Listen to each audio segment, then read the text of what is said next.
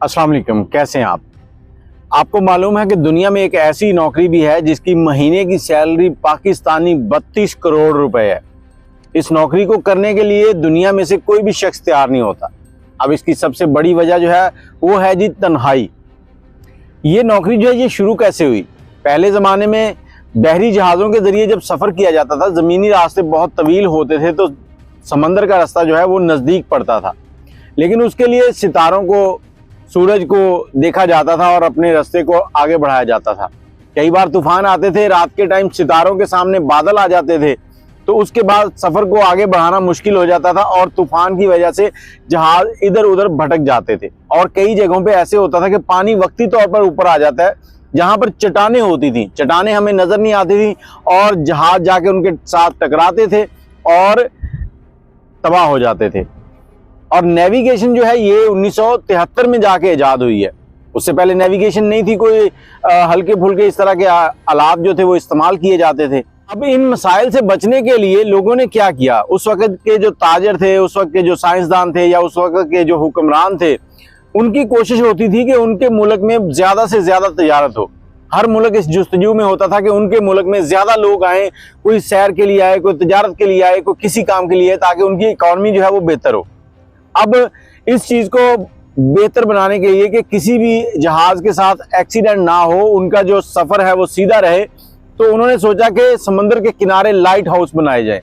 अब ये light house जब बनाए गए तो इनके अंदर एक लकड़ियों और तेल के साथ आग जलाई जाती थी। दिन के वक्त तो इतनी ज़रूरत नहीं होती थी, लेकिन रात के टाइम पे उस आग को 12 घंटे जब अंधेरा होता था तो रोशन रखा जाता था। अब इस मसले को आगे बढ़ते हुए जब जहाज बड़े होते गए, बहरी जहाज बन गए बड़े बड़े, तो इस चीज को क्या किया गया, इसको समंदर के अंदर ले जाया गया।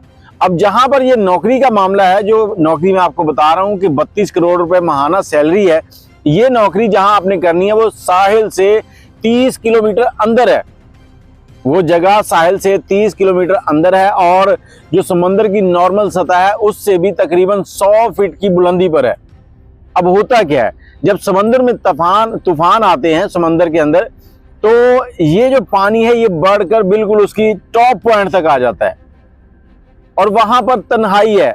आपने अकेले रहना है, कोई बॉस नहीं है, कुछ नहीं है, कोई आपसे पूछने वाला नहीं है। लेकिन एक चीज, उस हाउस के अंदर एक लाइट जल रही है, उस लाइट को बंद नहीं होने देना। अब आप कहेंगे कि वो बंद तो वैसे भी अगर उसको चला दें तो बंद नहीं होगी, उसको ऑपरेट किया जाता है, नेट के जरिए ऑपरेट किया जा सकता है। तो ये उलझन मैं आपकी दूर करता हूं कि जब हम समंदर के अंदर जाते हैं, समंदर में नमकियात की मिकदार जो है वो बहुत ज़्यादा है। अब उस नमकियात की मिकदार ज़्यादा होने की वजह से जब हम कोई भी आलात वहाँ पे नस्ब करते हैं, वो थोड़े वक्त के बाद उनको जंग लगना शुरू हो जाता है। क्योंकि अब हमने जो लाइट लगानी है, अगर उसके लिए कॉपर का इस्तेमाल करें तो उसके ऊपर ब्लैक कलर का कार्बन सा आ जाता है, जिसकी वजह से उसकी कनेक्टिविटी ख़राब हो जाती है। इस लाइट को रोशन रखने के लिए एक बंदा वहां पर जरूरी चाहिए, जो कि जैसे ही लाइट ऑफ हो इसको ऑन करे। और इसकी एक पनिशमेंट है, वो ये कि अगर लाइट 5 मिनट से ज्यादा ऑफ रह गई तो आपके 5 करोड़ जो है वो कम हो जाएंगे। और इस जॉब का एग्रीमेंट जो है वो 3 महीने का है। अगर आप 3 महीने वहाँ जॉब करने जाते हैं तो 3 महीने का एग्रीमेंट होगा और उस दौरान आप वहां से वापस नहीं आ सकते। आपने वापस आना है तो 3 महीने पूरे करके आना है। सारी दुनिया से लोगों को उसके लिए इकट्ठे किया जाता है और पहले ऐसे होता है कि उनको 8-10 दिन की कहीं ना कहीं ट्रेनिंग दी जाती है अकेले रहने की, ताकि देखा जाए कि वो इस कदर स्ट्रांग हैं कि वो वहाँ रह सकें। बहुत से लोग इन लाइट हाउसेस के ऊपर से तंग आकर नफ्सियाती मरीज बन जाते हैं और छलांग लगाकर समंदर में चले जाते हैं, जिससे उनकी डेथ हो जाती है, क्योंकि 30 किलोमीटर समंदर के अंदर से बाहर आना बड़ा मुश्किल है। अब आप बताएं कि आप इस जॉब को करना चाहेंगे जिसमें 3 महीने की सैलरी जो है वो 96 करोड़ रुपए बन जाएगी पाकिस्तानी। अपनी राय कमेंट में दीजिएगा, क्या ये आसान नौकरी है या मुश्किल है? मुझे इजाजत दें, अल्लाह हाफिज।